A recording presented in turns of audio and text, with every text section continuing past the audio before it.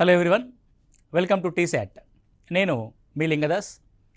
వివిధ పోటీ పరీక్షలకి ప్రిపేర్ అవుతున్న అభ్యర్థులకి శిక్షణ కార్యక్రమాల్లో భాగంగా ప్యూర్ మ్యాథ్స్ అనే సబ్జెక్ట్లోంచి మనం మెన్సురేషన్ అనే టాపిక్ చూస్తూ ఉన్నాం. అందులో భాగంగా ఏరియాస్ అండ్ పెరిమీటర్స్ అనే కాన్సెప్ట్ ఏ విధంగా ఉంటుందో గత క్లాస్లో చూసాం.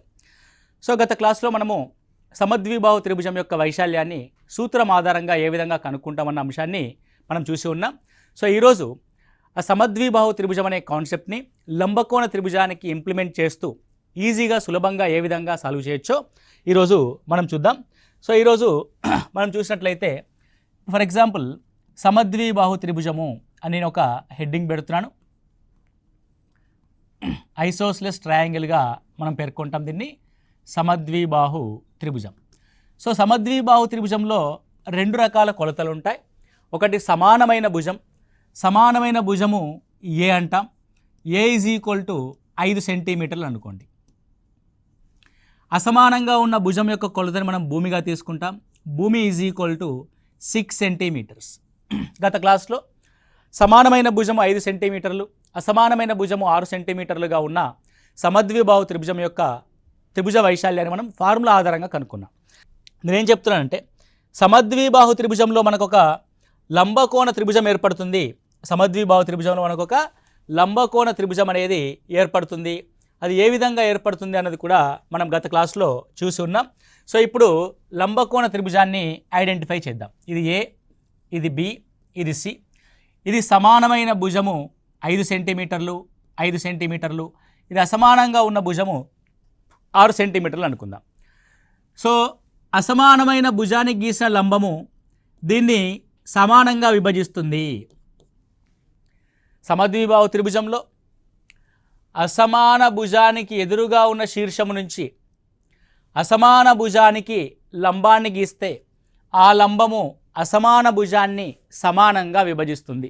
ఏదో టంగ్ ట్విస్టర్ లాగా ఉందనుకోకండి, లేదండి, సమానంగా లేని భుజం ఉంది కదా, దీన్ని లంబము సమానంగా విభజిస్తుంది. సింపుల్. అంటే 6 సెంటీమీటర్ కాస్త ఏమవుద్ది, 3 and 3గా డివైడ్ అవుద్ది. ఇప్పుడు చూడండి, ఇది ఒక లంబం అంటే ఎత్తు. ఇది 3, ఇది 5, ఇది ఎత్తు కలిగిన ఒక లంబకోణ త్రిభుజం. మీకు లంబకోణ త్రిభుజం యొక్క త్రిభుజ భుజాలు గుర్తుకు రావాలి. వెంటనే ఏముంటాయంటే 3:4:5 రేషియోలో ఉంటాయి. ఇది ఒక లంబకోణ త్రిభుజం యొక్క కొలత. సో లంబకోణ త్రిభుజంలో 3 ఉంది, 5 ఉంది, ఇక లేనిది ఏది 4. ఇదే దాని యొక్క ఎత్తు. సింపుల్. ఎత్తు ఎంత అండి? 4. ఇప్పుడు ఏరియా కనుక్కోవచ్చు కదా. So what about area? A is equal to half into భూమి. భూమి ఎంత మొత్తము 6 ఇంటూ హైట్ ఎంత 4. So 2 2s 4, 6 12 centimetre square. ఎందుకంటే ఆన్సర్ అది 6 2s 12 సెంటీమీటర్ స్క్వేర్ అనేది ఈ మొత్తం సమద్విబాహు త్రిభుజం యొక్క వైశాల్యం. అంటే ఎలా కనుక్కున్నాం మనము? హైట్ని ఐడెంటిఫై చేయడం ద్వారా. హైట్ని ఏ విధంగా ఐడెంటిఫై చేస్తున్నావు? సమానమైన భుజాన్ని అదే విధంగా తీసుకుంటున్నాము, అసమాన భుజంలో సగం తీసుకుంటున్నాము. ఇవి రెండు లంబకోణ త్రిభుజంలోని 2 కొలతలు అవుతాయి. దీంట్లో మిస్ అయిన ఒక కొలతనే 4 సెంటీమీటర్లు అన్నది హైట్గా మనం తీసుకుంటున్నాం. ఫర్ ఎగ్జాంపుల్ సమద్విబాహు త్రిభుజంలో అసమాన భుజం ఉంది. అసమాన భుజం యొక్క కొలత 17 సెంటీమీటర్లు. సమాన భుజం యొక్క కొలత ఏ 17 సెంటీమీటర్లు. అసమాన భుజం యొక్క కొలత 16 సెంటీమీటర్లు. అసమాన భుజం యొక్క కొలత 16 సెంటీమీటర్లు. ఇప్పుడు దీని నుంచి మనం హైట్ని రాద్దాం. సో సమాన భుజాన్ని యాజ్ ఇట్ ఈజ్గా తీసుకుంటాం 17 సెంటీమీటర్లుగా. అసమాన భుజాన్ని సగం తీసుకుంటాం 8 సెంటీమీటర్లుగా. మీకు చూడగానే లంబకోణ త్రిభుజం యొక్క భుజాలు గుర్తుకు రావాలి. ఒకటి 3 4 5 అయితే మరొకటి 5 12 13, ఇంకొకటి 7 24 25, మరొకటి 8 15 and 17గా మనం చూస్తాం. ఇక్కడ చూడండి, 17 ఉంది లంబకోణ త్రిభుజంలో, 8 ఉంది లంబకోణ త్రిభుజంలో కొలత, లేని కొలతనే 15. కాబట్టి ఇది హైట్ అవుతుంది. That is height is equal to 15 centimetres అని చూడగానే మనం ఐడెంటిఫై చేస్తే that area is equal to half into base B. B అంటే ఏంటి? 16. సో 16 into 15 అని రాస్తాం. సో 2 8s 16, 15 4 60, 15 8 120 సెంటీమీటర్ స్క్వేర్గా మనం ఇక్కడ తీసుకోవడం జరుగుతుంది. So what is the area of this isosceles triangle? 120 centimetre స్క్వేర్గా మనం రాస్తాం. ఇది సమద్విబాహు త్రిభుజంలో మనం లంబకోణ త్రిభుజాన్ని ఇంప్లిమెంట్ చేస్తూ మనం చేస్తున్న అంశం. అదేవిధంగా మరొక అంశాన్ని మనం డిస్కస్ చేసాం ఇక్కడ, విషమాబాహు త్రిభుజం ఏ విధంగా ఉంటుంది అని. సో విషమాబాహు త్రిభుజంలో 3 భుజాల యొక్క కొలతలు డిఫరెంట్గా ఉంటాయి. సో ఒకటి ఏ, బి మరియు సి. సో 3 కొలతలు ఏ అనే కోణానికి ఎదురుగా స్మాల్ ఏ, బి అనే కోణానికి ఎదురుగా స్మాల్ బి, సి అనే కోణానికి ఎదురుగా స్మాల్ సి ఉంటే హీరోన్స్ ఫార్ములా ప్రకారం A is equal to under root S into S minus A into S minus B into S minus సిగా మనం రాస్తాం. ఒకవేళ త్రిభుజ భుజాల కొలతలు, త్రిభుజ భుజాల కొలతలు 6 సెంటీమీటర్లు, 8 సెంటీమీటర్లు, 10 సెంటీమీటర్లు అయితే వైశాల్యం ఎంత అన్నాడు అనుకోండి. అయితే వైశాల్యం ఎంత అన్న విషయాన్ని మనం ఇక్కడ ఫైండ్ అవుట్ చేద్దాం.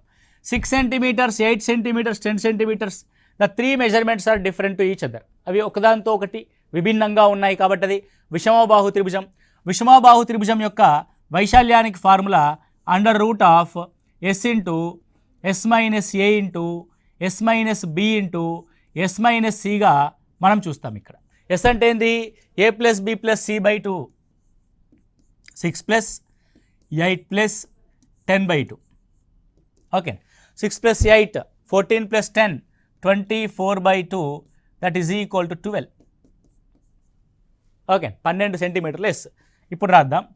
సో ఎస్ అంటే 12, ఎస్ మైనస్ ఏ అంటే 12 minus 6 6, 12 minus 8 4, 12 minus 10 2. Okay right, it's very simple. So 12 ఉంది, 6 2s ఇంకో 12 ఉంది, అండ్ 4 ఉంది. మీరు ఇక్కడ చూడండి, 12 అంటే స్క్వేర్ రూట్లోంచి 12 బయటకు వస్తే ఒక 12 వస్తుంది, అండ్ 4 అంటే 2 వస్తుంది. 12 2s 24 centimetre square. So what is the area? 24 centimetre square. అంటే ఇందులో భూమి మరియు ఎత్తులు అనే అంశాలు ఉండవు, ఓన్లీ భుజాల యొక్క కొలతలు మాత్రమే ఉంటాయి. 3 భుజాల యొక్క కొలతలు 6, 8, 10 సెంటీమీటర్స్ అయితే దాని యొక్క వైశాల్యము 24 సెంటీమీటర్ స్క్వేర్ అవుతుంది. 24 సెంటీమీటర్ స్క్వేర్ అవుతుంది. పరీక్షా హాల్లో మనకి విషమబాహు త్రిభుజం యొక్క కొలతలు ఇచ్చినప్పుడు ఫస్ట్ వాటిని సునిశ్చితంగా పరిశీలించి అవి ఒక లంబకోణ త్రిభుజం యొక్క కొలతలు అవుతాయా కాదా ఒకసారి చెక్ చేయాలి. మీరు చూడండి, 6, 8, 10 అంటే ఇన్ విచ్ రేషియో, ఏ రేషియోలో ఉంది, ఏ నిష్పత్తిలో ఉందో ఒకసారి గమనిస్తే ఇవన్నీ కూడా 2తో డివైడ్ చేయబడతాయి. 2 3 6, 2 4 8, 2 5 10. 3:4:5 అనేది ఒక లంబకోణ త్రిభుజం యొక్క కొలతే కదా. సో ఇవి లంబకోణ త్రిభుజాన్ని ఏర్పరిచే భుజాలు కదా. ఏదైనా ఒక లంబకోణ త్రిభుజము భుజాలు కనుక ఉన్నప్పుడు దాని యొక్క వైశాల్యం ఏమవుతుంది అనే ఒక అంశాన్ని గమనిస్తే వైశాల్యం ఏ ఈజ్ ఈక్వల్ టు లంబకోణాన్ని ఏర్పరిచే భుజాలు. అంటే లంబకోణ త్రిభుజంలో 3 భుజాల్లో 2 అతి చిన్న భుజాలు లంబకోణాన్ని ఏర్పరుస్తాయి, గరిష్ట భుజం కర్ణం అవుతుంది. లంబకోణాన్ని ఏర్పరిచే భుజాల యొక్క లబ్ధంలో సగం 1/2 into 6 into 8, 1/2 into 6 into 8, 2 4s 8, 24 centimetre square. ఈ విధంగా కూడా మనం గమనిస్తూ పోవాలి. సో పోటీ పరీక్షలకు ప్రిపేర్ అవుతున్న విద్యార్థులందరికీ, అభ్యర్థులందరికీ సబ్జెక్ట్ని ఇంటర్లింక్ చేసుకుంటూ చదవడం అనేది నేర్చుకోవాల్సి ఉంటుంది. దానివల్లనే మనం ఉద్యోగం సాధించడానికి ఎక్కువ అవకాశం ఉంటుంది. అంతే తప్ప ఏదో పుస్తకాల్లో ఉన్నది యాజ్ ఇట్ ఈస్గా బైహార్ట్ చేస్తామంటే అది కుదరని పని. సో దాని సబ్జెక్ట్ని అవగాహన చేసుకుంటూ ఒకదాని నుంచి మరొకదానికి ఇంటర్లింక్ చేస్తూ చదవడమే పోటీ పరీక్షల్లో విజయానికి ముఖ్యమైన కారణంగా మనం ఇక్కడ చెప్పొచ్చు. ఇది త్రిభుజాలకు సంబంధించిన అంశం. ఇప్పుడు త్రిభుజాలకు సంబంధించి మనం ఏ అంశాలు చూసాం మనము? ఒకటి వైశాల్యం అన్నాం, దాన్ని ఏరియా ఏగా చూస్తాం. ఇంకొకటి చుట్టుకొలత అన్నాం, పెరిమీటర్ పీగా లేదా పిఎంగా చూస్తాం. ఏరియా అనంటే ఆక్రమించబడిన ప్రదేశము. నీకు అప్లికేషన్ టైప్ ఆఫ్ క్వశ్చన్స్లో ఖర్చుకు సంబంధించిన ప్రశ్నలు అడుగుతాడు. ఖర్చుకు సంబంధించిన ప్రశ్నలు అంటే అర్థమైంది అనంటే, ఒక త్రిభుజాకారపు తోట ఉంది, ఆ తోట లోపల భూమిని చదును చేయడానికి ఎంత ఖర్చు అవుతుందని అనుకోండి. చదును చేయడము అంటే మనం వైశాల్యాన్ని చదును చేస్తాం, అప్పుడు వైశాల్యం యొక్క ఫార్ములాని ఉపయోగిస్తాం. ఓకే, ఏదైనా ఒక దీర్ఘచతురస్రాకారపు తోట ఉంది, ఆ తోటకి చుట్టూ ఫెన్సింగ్ వేయాలి అని అనుకోండి. ఫెన్సింగ్ వేయాలి అన్నాడు. సో ఫెన్సింగ్ అంటే అర్థం ఏంటంటే మనము కంచె వేయాలి. సో కంచె వేయడము అంటే అర్థం ఏంటి అని అంటే, కంచె దేనికి వేస్తాం మనము? చుట్టుకొలతకి కంచె వేస్తాం. కాబట్టి చుట్టుకొలతకు సంబంధించి కంచె ఫార్ములాస్ని మనం ఇక్కడ అప్లై చేస్తూ వెళ్తాము. ఓకే, ఇది త్రిభుజం యొక్క mensuration problems, application type of questions మనకి ఏమొస్తాయో తదుపరి క్లాసులో చూసుకుంటూ వెళ్దాం. ఇప్పుడు త్రిభుజం గురించి మాట్లాడాం కాబట్టి మరొక జామితీయ నిర్మాణమైనటువంటి ట్రయాంగిల్ గురించి మాట్లాడాం కదండి. ఇప్పుడు మనము రాంబస్ గురించి తెలుసుకుందాం. ఇది రాంబస్. ఓకే, సో దీన్ని మనం రాంబస్ అంటాం, లేదంటే సమచతుర్భుజం అని అంటాం. ఇది రాంబస్. రాంబస్లో ఏముంటాయంటే ఏ, బి, సి, డి అనే 4 శీర్షాలు ఉంటాయి. అండ్ దానికి ప్రతి ఒక్క భుజము సమానంగా ఉంటుంది. ఏ అండ్ ఏ. ఓకే, సో అన్ని త్రిభుజ నిర్మాణాలని మనము భూమి ఇంటూ ఎత్తు ఆధారంగా మనకు అనుకున్నాం కదండి. రైట్, ఇందులో ఒకసారి మీరు గమనిస్తే ఇప్పుడు బీడీని కలుపుతో కర్ణాన్ని గీసాం. ఇది D1 కొలత కలిగిన కర్ణం అనుకోండి. ఇప్పుడు D1 కొలత కలిగిన కర్ణం ఏం చేసింది అని అంటే రాంబస్ని 2 త్రిభుజాలుగా విభజించింది. అవునా కదా? రైట్, ఇప్పుడు ఏం చేస్తానంటే ఏసీని కలుపుతూ మరొక కర్ణాన్ని గీస్తా, దీని యొక్క కొలత D2 అవుతుంది. ఓకే, రాంబస్లో ఉన్న అతి ముఖ్యమైన అంశం ఏంటంటే కర్ణాలకు సంబంధించి కర్ణాలు ఒకదానితో మరొకటి లంబ సమద్వీఖండనం చేసుకుంటాయి. కాబట్టి ఇప్పుడు బీడీ అనే ఒక కర్ణము ఏసీ అనే కర్ణాన్ని ఏం చేస్తుందంటే సమద్వీఖండనం చేస్తుంది. అంటే దీని పైనున్న కొలత D2/2 అవుతుంది, కిందున్న కొలత కూడా D2/2 అవుతుంది. పైన ఇదంతా ఒక దీర్ఘచతురస్రం. ఏం దీర్ఘచతురస్రము? భూమి D1గా, దాని యొక్క పైన D2/2 ఎత్తుగా, లంబ సమద్వీఖండనం అన్నాం కదా, ఎత్తుగా ఏర్పడిన ఒక త్రిభుజం. సేమ్ త్రిభుజం పైనుంది, సేమ్ త్రిభుజం కిందుంది. కాబట్టి 2 త్రిభుజ వైశాల్యాలకి ఇది సమానం. కాబట్టి area of rhombus is equal దేనికి సమానము? 2 త్రిభుజ వైశాల్యాలకి సమానం. త్రిభుజ వైశాల్యం అంటే హాఫ్ ఇంటూ భూమి ఇంటూ ఎత్తు. భూమిగా మనం D1ని తీసుకుంటున్నాము, ఎత్తుగా మనము ఈ పైవైపు ఉన్న ఎత్తుని తీసుకుంటున్నాము, D2/2. ఓకే, సో ఇటు 2 cancel. The total area of rhombus is equal to D1 D2/2. అంటే కర్ణాల యొక్క లబ్ధంలో సగం ఉంటుంది. రాంబస్ యొక్క వైశాల్యం ఎంత అండి? హాఫ్ ఇంటూ D1 ఇంటూ D2గా రాస్తాం. దాని స్టేట్మెంట్ రూపంలో చెప్పాలంటే లంబాల యొక్క లబ్ధం అంటే కర్ణాల యొక్క లబ్ధంలో సగం ఉంటుందిగా మనం దీన్ని తెలియజేస్తాం. సో మరి what about perimeter P is equal to 4A అవుతుంది. Perimeter P is equal to 4A. అలాగే మనం జామెట్రీలో కూడా ఈ లంబకోణ రాంబస్లో ఉన్న కర్ణాలకి మరియు భుజాలకి మధ్య గల సంబంధాన్ని కూడా మనం ఎస్టాబ్లిష్ చేసాం. ఏంటా సంబంధం అంటే 4A² is equal to D1² plus D2². రాంబస్లో కర్ణాల యొక్క వర్గాల మొత్తము భుజాల యొక్క వర్గాల మొత్తానికి సమానంగా ఉంటుందనే అంశాన్ని మనం ఇక్కడ చూస్తున్నాము. ఇది రాంబస్కి సంబంధించిన ఫార్ములా. ఓకే, సో రాంబస్ సంబంధించి మనకు ఏమి ఇస్తాడు? కర్ణాల యొక్క కొలతలు ఇస్తాడు. కర్ణాల యొక్క కొలతల ఆధారంగా మనం దాని యొక్క వైశాల్యాన్ని కనుక్కోవాల్సి ఉంటుంది. సో మరొక చతుర్భుజము ఇక్కడ మనం మాట్లాడితే, సో మరొక చతుర్భుజాన్ని మనము తీసుకున్నట్లయితే, సో ఇది సమాంతర చతుర్భుజం అంటాం, ప్యారలలోగ్రామ్. ఏంటంటే ఇది సమాంతర చతుర్భుజం. ఇది సమాంతర చతుర్భుజం. సమాంతర చతుర్భుజంలో సమాంతరంగా ఉన్న భుజాలు 2 జతలు ఉంటాయి. ఓకే, ఇది బి అనుకోండి, ఇది బి అనుకోండి. సో ఈ 2 కొలతలు కూడా సమాంతరంగాను మరియు సమానంగాను ఉంటాయి. ఇది ఏ అనుకోండి, ఇది ఏ అనుకోండి. ఒకవేళ నువ్వు సమాంతర చతుర్భుజాన్ని బిని భూమిగా తీసుకొని చేస్తే ఆ సమాంతర భుజాల మధ్య ఉన్న లంబ దూరము D1 లేదంటే H1 అనుకోండి, ఏదైనా అవసరం లేదు. ఓకే, D1 అనుకోవచ్చు, H లంబ దూరం అంటున్నాం. అప్పుడు సమాంతర చతుర్భుజం యొక్క వైశాల్యం ఏమవుతుందంటే, నువ్వు ఒక జత అంటే ఏ జతనైతే మనము సమాంతరంగా ఉంది సమానంగా ఉంది అనే పాయింట్ ఆఫ్ వ్యూలో చూస్తున్నామో ఆ జత యొక్క భుజము ఇంటూ వాటి మధ్య ఉన్న లంబ దూరముగా మనం చూస్తాం. బి ఇంటూ D1గా మనం దీన్ని చూడడం జరుగుతుంది. ఒకవేళ ఏ ఆధారంగా చూసామనుకోండి, ఒకవేళ సేమ్ థింగ్ ఈ రెండు సమాంతర భుజాల మధ్య ఉన్న లంబ దూరం కనుక D2 అయితే రైట్. సో అప్పుడు ఏ ఇంటూ D2 అవుతుంది. ఏం లేదు, భూమి ఇంటూ ఎత్తు. త్రిభుజంలో హాఫ్ ఇంటూ భూమి ఇంటూ ఎత్తు అయితే చతుర్భుజాల్లో భూమి ఇంటూ ఎత్తు అవుతుంది. అది ఏరియాకి సంబంధించిన అంశం. మరి దీని యొక్క పెరిమీటర్ ఏంటి అని ఒకసారి గమనిస్తే, perimeter is equal to 2 of A plus B, అంటే సమాంతర భుజాల యొక్క మొత్తానికి రెట్టింపు A కామా B యొక్క మొత్తం A ప్లస్ బి యొక్క రెట్టింపుగా మనం చూస్తాం. ఇది వైశాల్యం. ఇందులో క్వశ్చన్ ఏ విధంగా ఫ్రేమ్ అవుతుందంటే, ఒక వైశాల్యం ఇచ్చి మిగతా రెండు భుజాల మధ్య ఉన్న లంబ దూరాన్ని క్వశ్చన్ అడుగుతాడు. అప్పుడు రెంటి మధ్య సంబంధం ఏంటి? సో ఏ అనేది ఒక సమాంతర భుజాల జత, ఏ అనేది సమాంతర భుజాల జత, మొదటి జత. బి అనేది సమాంతర భుజాల రెండవ జత. సో D1 అనేది వాటి మధ్య ఉన్న లంబ దూరం, వాటి మధ్య ఉన్న లంబ దూరం. D2 అనేది రెండవ జతల యొక్క లంబ దూరం. ఇర్రెస్పెక్టివ్ ఆఫ్ ది ఫిగర్, వేరే రాస్తున్నాను ఇక నేను ఫిగర్ను వదిలేసి రాస్తున్నాను. ఇప్పుడు దీనికి ఏమడుగుతాడు అని అంటే, ఏ కామా బీల మధ్య సంబంధం ఏంటి అని అంటే, so A into D1 is equal to B into D2, that is A comma బీల యొక్క నిష్పత్తి D2 కామా D1ల యొక్క నిష్పత్తికి సమానంగా ఉంటుంది.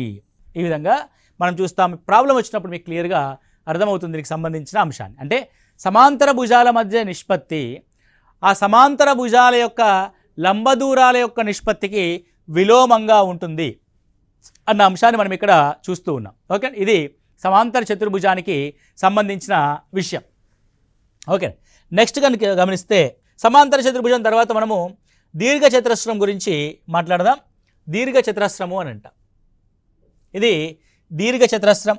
సో ఏంటి దీర్ఘ చతురస్రము అని ఒకసారి చూస్తే, సో దీర్ఘ చతురస్రంలో ఏ బి సి డి అనే కొలతలు ఉంటాయి. ఇది పొడవాటి కొలతని లెంత్ అంటాం, తక్కువ ఉన్న కొలతని బి అని అంటాం. సో దీని యొక్క వైశాల్యం సింపుల్గా పొడవు ఇంటూ వెడల్పు అనే అన్నగా భూమి ఇంటూ ఎత్తని, ఎత్తు అంటే లంబం ఉంటుంది కాబట్టి. దీని యొక్క perimeter P is equal to 2 of L plus B. దీంట్లో రెండు డయాగ్నల్ సమానంగా ఉంటాయి కాబట్టి the diagonal D is equal to under root of L square plus B స్క్వేర్గా మనం చూస్తాం. Under root of L square plus B square. ఇది దీర్ఘచతురస్రం. దీర్ఘచతురస్రంలో పొడవు కామా వెడల్పులు వేరువేరుగా ఉంటే చతురస్రంలో పొడవు కామా వెడల్పులు సమానంగా ఉంటాయి. చతురస్రంలో ఏ విధంగా ఉంటాయండి? పొడవు కామా వెడల్పులు సమానంగా ఉంటాయి. సో పొడవు కామా వెడల్పులు సమానంగా ఉంటే ఉన్న దీర్ఘచతురస్రాన్ని మనం ఏమన్నాము? చతురస్రము అన్నాం. ABCD ఇది చతురస్రం అవుతుంది. చతురస్రంలో సమాన భుజాలు ఉంటాయి. A A A A okay, so all S. So దీని యొక్క area is equal to A into A, పొడవు ఇంటూ వెడల్పు, A square. Perimeter is equal to 4Aలు ఉన్నాయి, 4A. మరి D is equal to same దీనిలాగే under root of L square plus B square కదా. Under root of A square plus A square రాస్తే under root of A square plus A square is equal to A√2 అవుతుంది. అంటే ఒక చతురస్రంలోని కర్ణము దాని భుజానికి √2 రెట్లు ఉంటుంది. A√2 టైమ్స్ A√2 దాని యొక్క కర్ణం అవుతుంది. ఇది మరొక చతురస్రము మరియు దీర్ఘ చతురస్రానికి సంబంధించిన అంశం. ఓకే, నెక్స్ట్ కనుక మనం గమనిస్తే మరొక చతుర్భుజం ఉంటుంది. దాన్ని మనం ట్రెపీజియం అని అంటాం. ఏమంటారు? దీన్ని ట్రెపీజియంగా పేర్కొంటాం. సమాంతర చతుర్భుజంలో మనకి రెండు జతల భుజాలు సమాంతరంగాను మరియు సమానంగాను ఉంటే, ట్రెపీజియంలో ఒక జత ఎదుటి భుజాలు మాత్రమే సమాంతరంగా ఉంటాయి. అవి సమానంగా కూడా ఉండవు. ఇప్పుడు మనం దీనికి సంబంధించిన అంశాన్ని డిస్కస్ చేద్దాం. ఇది ఏ, ఇది బి, ఇది సి, ఇది డి అనుకోండి. Okay right. ఇప్పుడు ఏమంటారంటే ఇది ఆ రెండు భుజాల మధ్య ఉన్న లంబ దూరంగా రాస్తాను నేను. లంబ దూరము H అంటే ట్రెపీజియం యొక్క ఎత్తుగా మనం ఇక్కడ చూస్తున్నాం. దీన్ని ఎలాగ చూస్తున్నామండి? ట్రెపీజియం యొక్క ఎత్తుగా మనం దీన్ని చూస్తూ ఉన్నాం. Right, clear, right. ఇప్పుడు ఇది బి అనే కొలత, ఇది ఏ అనే కొలత అనుకోండి. ఏ అనే కొలత మరియు బి అనే కొలత. ఇప్పుడు ఇక్కడ హైట్ ఇంకోటి తీసుకున్నాను, ఇది కూడా హైట్. సో ఇందులో మీరు గమనించండి ఏముంది ఇక్కడ అని అంటే, ఇటువైపు ఒక ట్రయాంగిల్ ఏర్పడింది, ఇటువైపు ఒక ట్రయాంగిల్ అనేది ఏర్పడింది. రెండు ట్రయాంగిల్ ఏర్పడినాయి కదా, రైట్. సో ఇప్పుడు మొత్తం ఏరియా కనుక్కోవాలంటే ఈ రెండు ట్రయాంగిల్ యొక్క మొత్తం ఏరియా ప్లస్ మధ్యలో మనం ఏదైతే డివైడ్ చేసామో ఒక దీర్ఘచతురస్రం యొక్క ఏరియాగా మనం చూస్తామో అది ఏ ఇంటూ హెచ్ అవుతుంది. ఓకే, సో ఇదేమవుతుంది సార్ మరి అంటే అప్పుడు ఫైండ్ అవుట్ చేయడం అనేది మనకి ఇబ్బందికరమైన అంశమే కదా. ఇప్పుడు నేను దీన్ని ఏం చేస్తానంటే, సో బేస్ ఉంది కాబట్టి ఈ రెండింటిని అటాచ్ చేస్తాను. నేను రెండు ట్రయాంగిల్స్ని అటాచ్ చేసి ఒకే ట్రయాంగిల్గా తీసుకుంటే మొత్తం బీలో ఏ భుజం కాకుండా మిగతా భుజం అవుతుంది అంటే what is that point? Half into B minus A into height, half into B minus A into height అవుతుంది, ప్లస్ ఏ ఇంటూ హైట్ అవుతుంది. ఎందుకంటే ఈ కొలత ఏగా మనం డిసైడ్ చేసాం కాబట్టి. Let's try. Okay, now half into BH minus AH plus AH cancel. Half into BH అనేది దేనికి చూపిస్తుంది? అసలు హాఫ్ ఇంటూ బిహెచ్ అనేది మొత్తం ట్రయాంగిల్ యొక్క కొలతను చూపిస్తుంది. కాబట్టి ఇలా కాకుండా మనం ఇంకొక కొత్తగా మనము ట్రై చేద్దాం. ఇక్కడ చూడండి, హాఫ్ ఇంటూ బి మైనస్ ఏని మనం దేనిగా తీసుకున్నామండి? ఇది కాకుండా అంటే ట్రయాంగిల్గా తీసుకున్నాం. అలా కాకుండా దీన్ని కొంచెము డిఫరెంట్గా ఆలోచించడానికి ప్రయత్నం చేద్దాం. ఇప్పుడు మనము మరొక ట్రెపీజియాన్ని గీద్దాం. ఇదొక ట్రెపీజియం, రైట్. Let's see. ఇక ట్రెపీజియంలో ఒక డయాగ్నల్తో నేను త్రిభుజంగా విభజించా. ఇదొక త్రిభుజం అండ్ ఇదొక త్రిభుజం. ఓకే, త్రిభుజంలో ఇది బేస్ బి అనుకోండి, ఇక్కడ నుంచి ఇక్కడికి ఉన్న లంబ దూరం హెచ్, ఇది బేస్ ఏ అనుకోండి, రైట్ అండి. ఏ అనుకున్నప్పుడు ఈ శీర్షానికి ఉన్న లంబ దూరం కనుక మనం ఎక్స్టెండ్ చేసి రాస్తే ఇది హైట్ అవుతుంది. ఎక్కడైనా తీసుకోవచ్చు హైట్ని. సో ఇప్పుడు ఈ త్రిభుజం యొక్క ఏరియా ప్లస్ ఈ త్రిభుజం యొక్క ఏరియా రెండింటిని కలిపితే సరిపోద్ది కదా. అంటే వెరీ సింపుల్, హాఫ్ ఇంటూ ఇటువైపు బీహెచ్ ప్లస్ హాఫ్ ఇంటూ అవతలి వైపు ఏహెచ్, రెండింటినీ కామన్ తీసి రాస్తే హాఫ్ ఇంటూ ఏ ప్లస్ బి ఇంటూ హెచ్గా రాస్తాం. ట్రెపీజియం యొక్క వైశాల్యానికి సంబంధించి చాలామందికి అది ఏ విధంగా వస్తుందో ఐడియా లేదు. కొంతమంది ఇలా సింప్లిఫై చేసి రాస్తారు, అలా చేసినా సరే మనకి రావడానికి ఛాన్స్ ఉంటుంది. ఇదైతే పర్ఫెక్ట్ మెథడ్. ఇటువైపు ఒక హాఫ్ ఆఫ్ బిహెచ్, పైవైపు ఒక హాఫ్ ఆఫ్ ఏహెచ్, రెండింటినీ కలిపి రాస్తే half of A plus B into H అవుతుంది. ఇది ఒక ట్రెపీజియం యొక్క వైశాల్యానికి ఫార్ములా. ట్రెపీజియం యొక్క వైశాల్యానికి ఫార్ములా అంటే మనం ఇప్పుడు చతుర్భుజాల్లో ఏం చూసాము? చతుర్భుజాల్లో చతురస్రం యొక్క వైశాల్యాన్ని చూసాం, దీర్ఘచతురస్రం యొక్క వైశాల్యాన్ని చూసాం, ట్రెపీజియం యొక్క వైశాల్యాన్ని చూసాం, సమాంతర చతుర్భుజం యొక్క వైశాల్యాన్ని కూడా చూసాం. అదేవిధంగా కొన్ని సందర్భాల్లో ఏమవుతుంది అని అంటే, మీరు పార్క్లోకి వెళ్ళి ఉంటారు. పార్క్స్ ఇప్పుడు ఫర్ ఎగ్జాంపుల్ ఒక పెద్ద పార్క్ ఉంది అనుకోండి, ఒక దీర్ఘచతురస్రాకారపు ఒక పెద్ద పార్క్ ఉంది, రైట్. పార్క్లో మనకి ఏమవుతుంది అని అంటే, వాకర్స్ నడవడానికి మధ్యలో ఇటు చుట్టూ కొంత ప్లేస్ని వదిలేసి మధ్యలో గడ్డిని పెంచారనుకోండి. Is it clear and right? నేనేమంటున్నాను, బయటి వైపు ఉన్నది ఒక పెద్ద దీర్ఘచతురస్రము, లోపల వైపు ఉన్నది ఒక చిన్న దీర్ఘచతురస్రము. ఈ రెండింటి మధ్యలో మనం నడవడానికి ఏర్పాటు చేయబడిన బాట యొక్క వెడల్పు డి అనుకోండి. బాట యొక్క వెడల్పు ఎంత? డి. ఫర్ ఎగ్జాంపుల్ బయట దీర్ఘచతురస్రం యొక్క కొలత ఎల్, బయట దీర్ఘచతురస్రం యొక్క వెడల్పు బి. సో లోపలి కొలత ఏమవుతుందండి?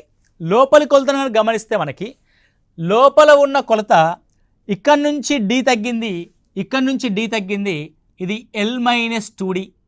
నెక్స్ట్ బి యొక్క కొలతను గమనిస్తే బయట వైపు ఉన్న బి కొలత పెద్దగా ఉంది, లోపలి వైపున బి కొలత రెండు వైపులా డి తగ్గి బి మైనస్ 2D అయింది. రైట్. ఇప్పుడు నా యొక్క క్వశ్చన్ ఏంటంటే, ఒక దీర్ఘచతురస్రాకారపు పార్కు లోపల పొడవు మరియు వెడల్పుల వెంబడి చుట్టూ ఒక బాట ఉంటే, చుట్టూ బాట లోపలి వైపు ఉంటే, ఎక్కడుంది బాట?